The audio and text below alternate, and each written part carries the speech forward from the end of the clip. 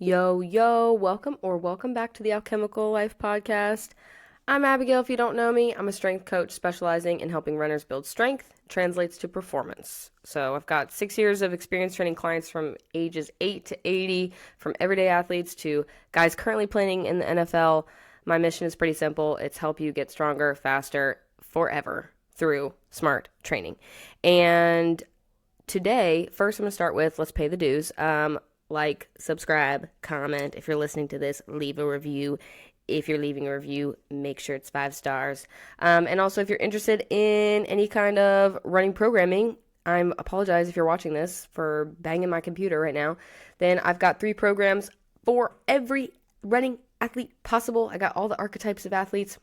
A return to sport or new runner. I've got a program called a Go Further program for the athlete in an off-season or building phase. And I've also got a program called a Be Unstoppable program for a seasoned runner that is in the height of their season and they need to keep running all the great races all year long. So they all include the actual program, sets, reps, video, links to everything, a full modification list so you can progress or regress each exercise, and a full cueing log for an extended cut video of me basically going through all of the exercises, common cues that I see my clients needing, and so you basically have a personal trainer in your pocket. You can check them out in the description. Anywho, today we are going to be talking about, I apologize by the way, if I'll be coughing. I might even be sniffling a little bit in this episode. Last week, I finished my build, you guys, and I got through the race, and my body just collapsed. Monday, Tuesday, I was not feeling too hot. Wednesday, I was feeling less hot. But I thought, oh, common cold. Thursday, Friday, y'all, wrecked. Thursday, Friday, I was out for the count, and then Saturday I was feeling a little bit better. Sunday I was finally feeling good again, and then obviously yesterday and today I just got back into my training. But man, good thing I had an off week because it really was an off week last week. I got none of my sessions in. I was going to do some easy sessions, and did not happen. But today, I digress. We're going to be talking about, you need to strength train. Now what? So I feel like this is a common runner frustration. It's like, strength training matters and you're like, okay, cool, Abigail, yeah, I get it. Strength training matters, but I don't really know where to start. And I've talked about this a little bit, but we're going to go kind of into the weeds, which is like we're going to go general summary, but more into the weeds with just like what the actual plan is, like start to finish, which is just like what it needs to start looking like in terms of, I've gone from I don't strength train to now I strength train. What do I do? And so I think for me, it's been very important that I started in a way where I was, even me, like I lift, I'm biased to lifting. I've lifted forever. I could handle a little bit more volume, but instead of like my normal 5-6 days a week lifting, I definitely was only lifting 4 days a week. And I also was so seriously modifying the overall volume for my lifts. And so I think slow integration is the first thing that I would start with for runners who are realizing, hey, I need to strength train. What do I do? You do not need to jump from 0 times per week lifting to 3, 4, 5 times per week lifting. You just don't. Honestly, I recommend most runners starting with 2 to 3 times a week lifting.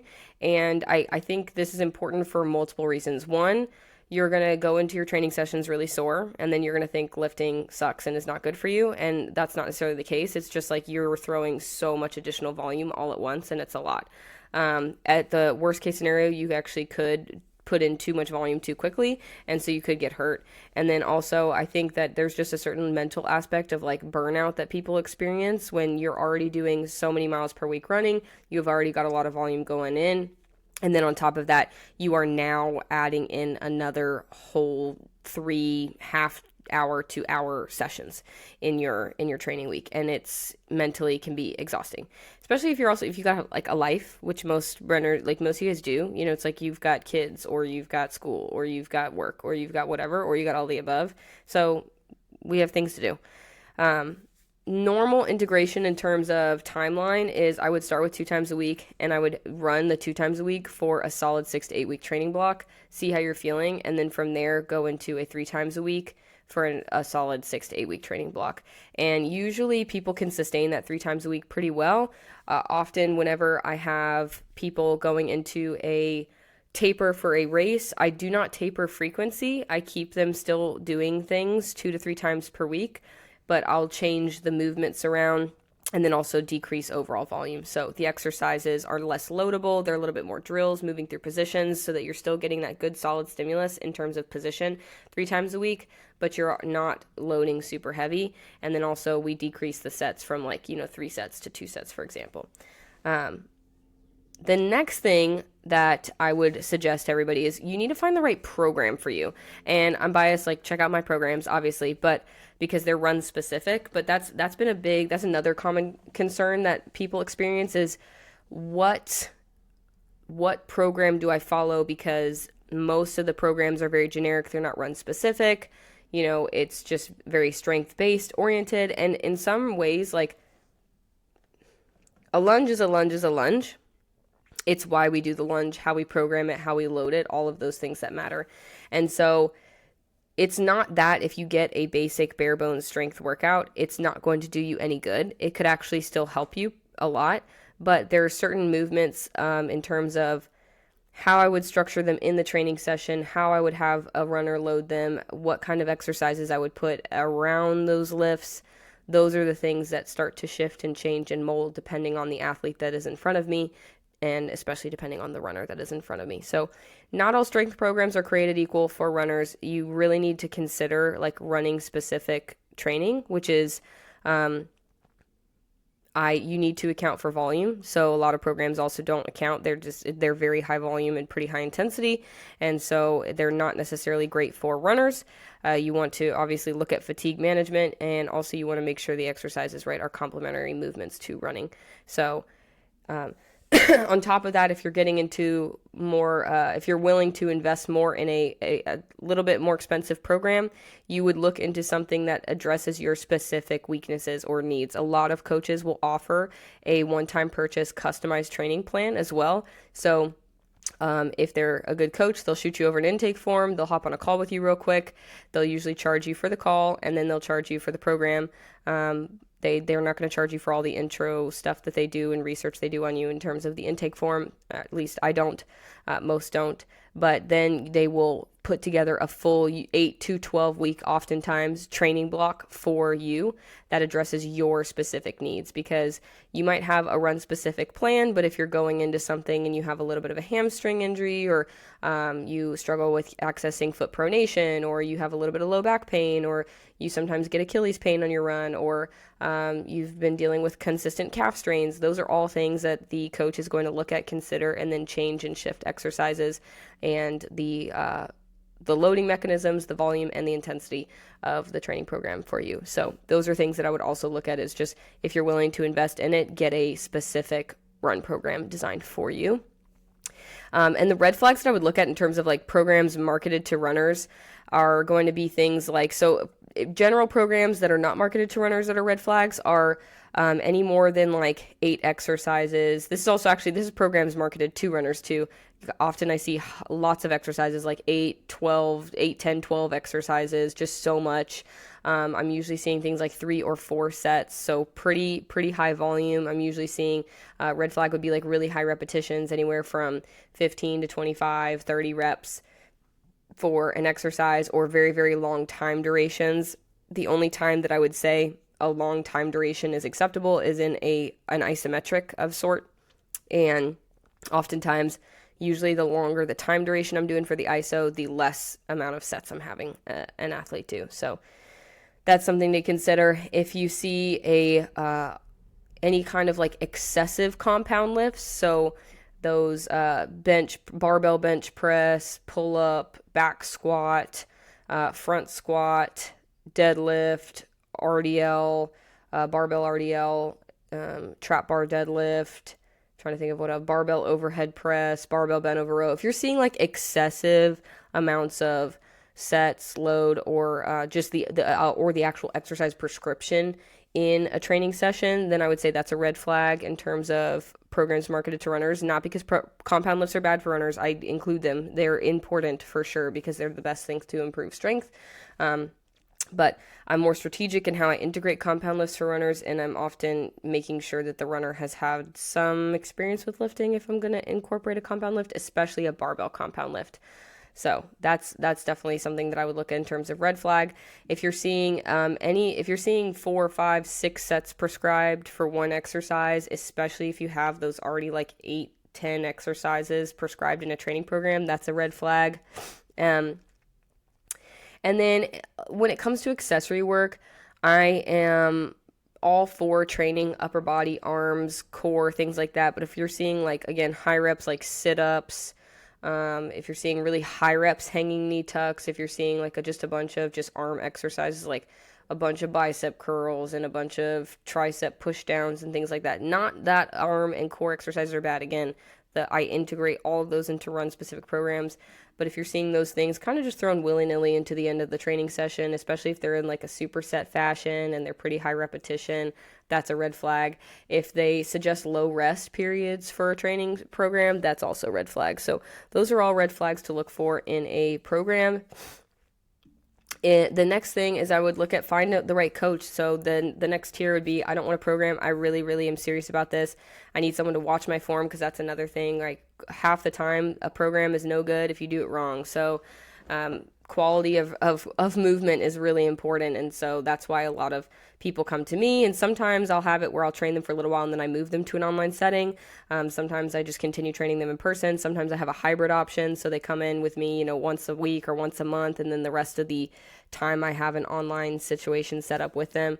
But finding the right coach is really important, because the right coach is going to make sure you're doing your stuff properly. They know how to assess or change volume depending on how your training week is going, any additional stressors in your training week or your life, they're talking to you about other training, nutrition, they're looking at races coming up, they're strategizing and looking at your overall phased out plan for the year, and not just like, hey, here's a program. So what to look for in a strength coach for runners is, who do they work with? So are they working with other running clients? Do they have a good reputation in that community? Do they not? How much experience training do they have? Do they take part in the sport or not? This isn't necessarily super important, but if they're not taking part in the sport, they should be very, very interested in the sport that they're studying, making sure that they're doing a lot of continuing education around it and training a lot of athletes, and have had experience training athletes in the sport for a long time. You want to make sure that they understand what running volume feels like, or exactly how much wear and tear the body takes. And then also, I would say the other thing that you're looking for is just genuinely like their education. Do they seem passionate about what they do? Do they like what they do? Do they constantly push to learn more things? What do they do in their free time? When they're not actively working with clients, what are they doing? For me, I always say, like, I don't technically work full-time with clients. My week is very much a part-time week with clients, but I work way over full-time during the week, because if I'm not training clients, I'm filming a podcast, I'm working on content for my social media, I'm working on continuing education on these DGR, like the DGR, shout out DGR group. I don't know, it's a DGR Interactive is what it's called, but it's a full coaching learning platform. It's freaking awesome. So I'm doing some kind of continuing education. I'm getting another certification. I'm traveling for work. Like, pretty much everything that I do that's not in my free time is in some regard either for my own training, which oftentimes I'm learning things about lifting and running in my own training, and then also it's work. So, yeah, what do they do? Do they love what they do? And does it reflect in their coaching and their education? There's that. What are their certifications as well? I'm looking at if they just have a NASM, that's just kind of a little bit of a red flag. If they don't have a certification, it's a huge red flag. Do not train with them. Most of the time, like 99.9% of the time, I would not coach with somebody who doesn't have any certifications. And then also just what kind of certifications. Do they have just a basic NASM, ACSM? That's kind of Do they have a CSCS? That's pretty good. Do they have any coach that has, I'm biased, I have prescript certifications, but any coach that's going to have prescript level 1, 2, or 3 certifications, you can tell that they're very passionate about what they do, and they really delve into what they're doing. That's a super big green flag with a prescript certification. Next thing is going to be making sure, again, quality over quantity. I kind of harped on this in terms of just overall movements, which is important, right? Like, I want quality in terms of the actual exercises that you're doing. I want you to do them well. It's important that you do them well, but it's also a matter of like, usually for runners, less is more when it comes to lifting. So, which every runner probably wants to hear this. They're like, hell yeah. But I'd much prefer like 4 exercises done really, really well at a good solid tempo, not trying to push through and rush through the training, a decent amount of rest in between sets, really like eking the most out of each exercise. I'd much rather that than 8 like half-assed, shitty, no rest period, high rep like exercises for sure, and just done poorly. So this is why form is so critical. I think also it's really important, to consider recovery. Like, if you're getting in good quality work, then you don't always need a lot, and you're going to have to take some time to recover from the session.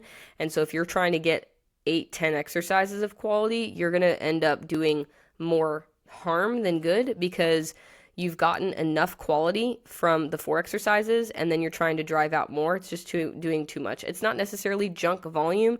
It's just it's unnecessary additional volume. It's the same with running. Like, keep your quality work quality and do the amount of miles that you need to do to get the quality work in and progress in your training, and not fly too close to the sun. So it's the same thing. That's something that you guys would be able to relate to.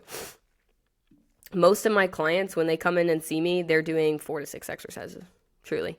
So we're not doing a lot. Or if they train with me online, we're doing like 4 to 6 exercises. Now, including the warm-up, sometimes those 4 to 6 exercises, we're eking a lot of quality out of it. You're getting close to an hour long in terms of a training session, but anywhere from 30 minutes to an hour, I would say, you should be dedicating to your lifting per week. Going back to it, but I want to harp on this again. High reps is not the answer, and I'm referring to notes right now, so if you see me looking side to side, that's why, but I don't want to lose my train of thought. So high reps is not the answer. I think it's a huge misconception about runner-specific training. It is not run-specific training. Run-specific training is understanding that that you guys have already accumulated so much volume. You don't need extra volume. So this is the opposite of run-specific training, is just throwing more volume at an athlete. At a runners athlete or an endurance athlete in general. So, huge misconception about run-specific training. Run-specific training is making sure, one, volume's accounted for, and also that we're moving into certain positions that will help improve run performance. So I'm choosing exercises, I'm ordering those exercises, and I'm loading those exercises in a particular way to get the athlete stronger, more resilient, faster, more powerful, whatever it may be, out of pain into performance, so that they're out on the track, the trail, the road, running really, really well. And they're doing that for a long time. So that's run-specific training. High reps is not run-specific training. Endurance is trained in running, right? We train strength in the gym. So the optimal rep range for strength goals, you're looking anywhere from the 5 to, I would say, like, we're looking in the 3 to 15, maybe we're getting a couple of 20 reps in there. And if we're getting a 20 rep, it's very few and far between, and it's strategically input so that I'm really loading somebody more into a position and then hanging out there and doing repetitions there to harp on the position, rather than just drive up extra volume. So, and oftentimes, if you're going above 15 reps, it's going to be a 2-set thing. We're not going into 3 sets. Sometimes it's a 1-set thing. So rep ranges, I'm anywhere in the 3 to, I would say primarily I'm in the 5 to 15 rep range, but we want to actually train strength, and then we also want to train, I would say this is the rep range for hypertrophy, or you could say strength endurance, would be like the more 8 reps to 15 reps. But that's also a great rep range for motor learning to occur. So the ability for the athlete to get enough reps in to have some hypertrophy, gain some muscle, get stronger, and also train a little bit more muscular endurance at those higher intensities and also learn the positions really well. You're hanging out in the position for long enough to understand where your body is, and under fatigue continue to maintain that position. Let's say it's a lunge. I'm maintaining good form in that lunge position, engaging the right muscles for 8 to 10 repetitions as opposed to 5 repetitions. Okay. The next thing, or the last thing really, is, oh my gosh, I apologize, you guys. The last thing that I'm looking at is making sure we, again, treat strength like strength, and we're treating running like running. I say this a lot, all the time. I don't know how many times I've said it in this episode alone, let alone on this podcast, but especially to my clients.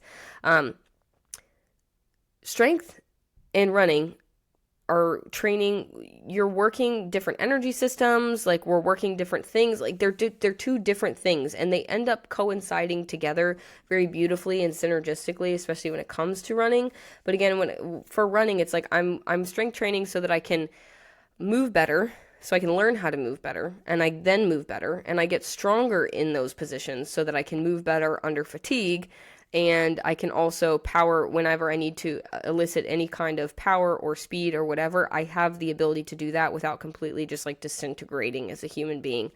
And then on top of that, also, we can go into like creating tendon, like resilience around the tendons and muscular tendinous units and that kind of stuff. Like you're also improving that, and bone mineral density. I mean, we get into all of that, but ultimately, if I'm thinking about muscles, that's what I'm thinking about. So when you are training strength, you're often training in the phosphocreatine system and then also like the glycolytic system.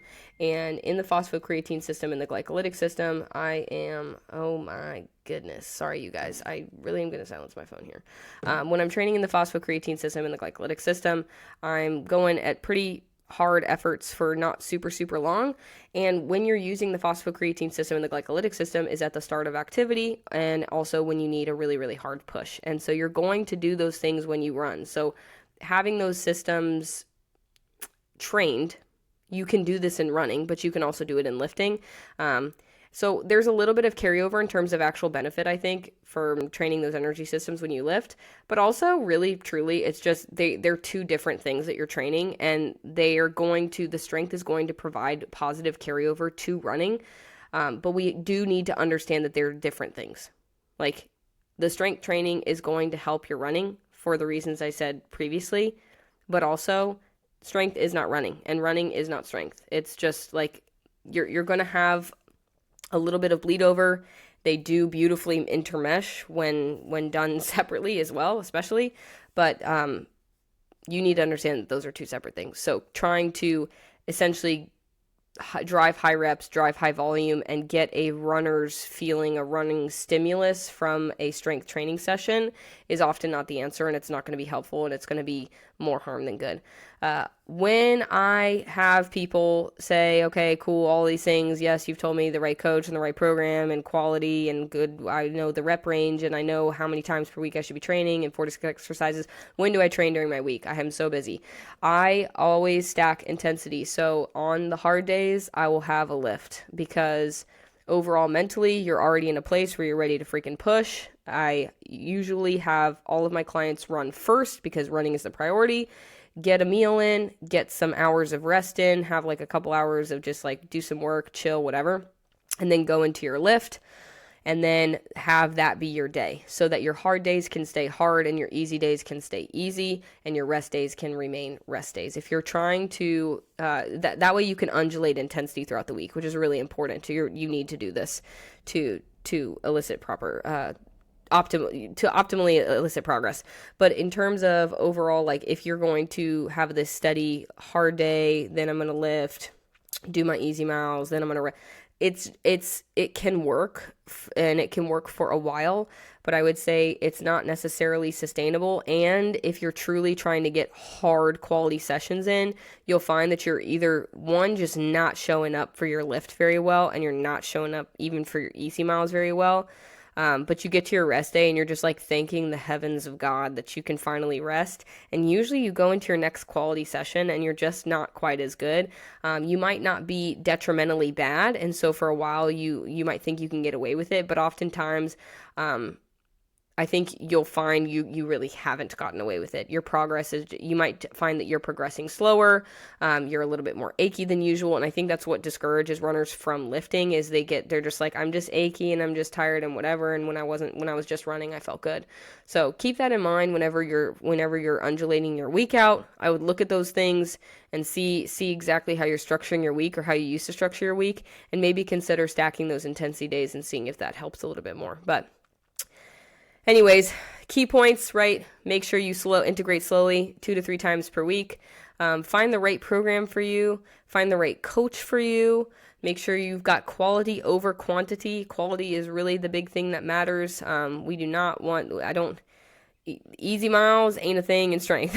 So unless we're like in season doing some drills just to maintain some positions when you've got a really hard week or a race coming up. High reps is not the answer. And most of the time, it's 99% of the time, it's not the answer. And make sure we're treating strength like strength and we're treating running like running. Thank you guys for listening to this. I hope this was fairly helpful. If you have any questions, please message me. I also do have if you follow me on Instagram, I'll give a lot of free information out, but I also have, if you DM Stronger, it's in my bio, it will send you automatically a free guide that it outlines all of this in a full plan for you. It's written for you. All you have to do is send me your email, and then you will get that guide for you. So that's really important to do if you have found this information helpful and you want to integrate it a little bit more efficiently and you need it in writing. And let me know what your experience is. If you start adding stuff in, or your experience previously with lifting, if you have any kind of personal experiences from your own integration of or fails. I definitely have a lot of fails in my time in terms of trying to balance volume and intensity and things like that. But that being said, that's it for this week. I will chat with you guys later, and bye. See you on the flip.